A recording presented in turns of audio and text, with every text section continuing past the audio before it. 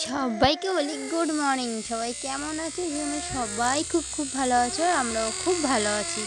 আর এখানে দেখো আমি সকাল সকাল রান্না বসিয়ে দিয়েছি। আর দেখো স্নান টান করে এসে মানে এখনও টিপ সিঁদুর এসব কিছুই পড়া হয়নি, তাই একটু দেখছিলাম নিজেকে এরকম লাগে। অনেক তাড়াহুড়ো করে করছি, অনেক কিছু করেছি। আর বাড়িতে কালকে যেহেতু ননদ এসেছিল রাত মানে সন্ধ্যাবেলা বিকালে, আর আজকে এখন ঠিক বাজে একটা চলে গেল।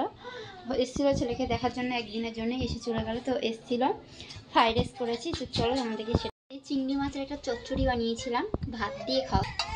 আর এখানে আছে ভোলা মাছের ঝাল। আর এমনি নর্মাল ভাতও করেছিলাম। এই দেখো ঝরঝরে একদম ফ্রাইড রাইস। তোমরা হচ্ছে এখানে এত কিসমিস কেন? হচ্ছে কি এটা আলাদাভাবে লাস্টে দেওয়া হয়েছিল, এর জন্য। দেখো কি সুন্দর পুরো ঝরঝরে ফ্রাইড রাইস করেছি। আর এই যে পুরো মটরশুঁটি দিয়ে চিকেন কষা। আর এখানে হচ্ছে ওরা যেহেতু এসে একদিনের জন্য চলে গেল, তাই আমি একটু রেডি হয়েছি। দেখো চুড়িদার প্যান্ট সব পরে একেবারে রেডি হয়ে গেছি।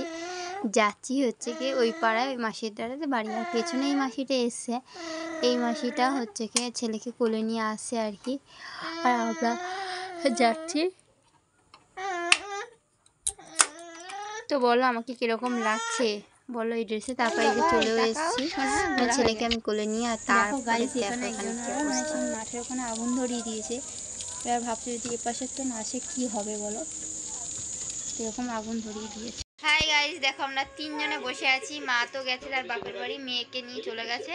মেয়ের শ্বশুরবাড়ি চলে গেছে, মানে ননদের শ্বশুর বাড়ি চলে গেছে। আর মা গিয়েছে বাপের বাড়ি, মিটিং হবে, মানে ওদের ভাই বোনেদের বিচার বিবেচনা যাই হোক, ওই কারণে গেছে। আর আজকে আসবে না।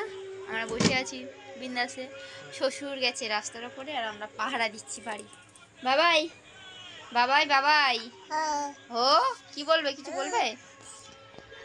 তো সত্যি মনটা খারাপ লাগছে, ননদ একদিনের জন্য এসে চলে গেল হঠাৎ। কেন বলো তো? আমার ছেলেকে দেখতে এসেছিল, ভালো লাগছে না, চলে গেল। বাড়িটা পুরো ফাঁকা ফাঁকা। সবাই বলি টাটা বাই গুড নাইট।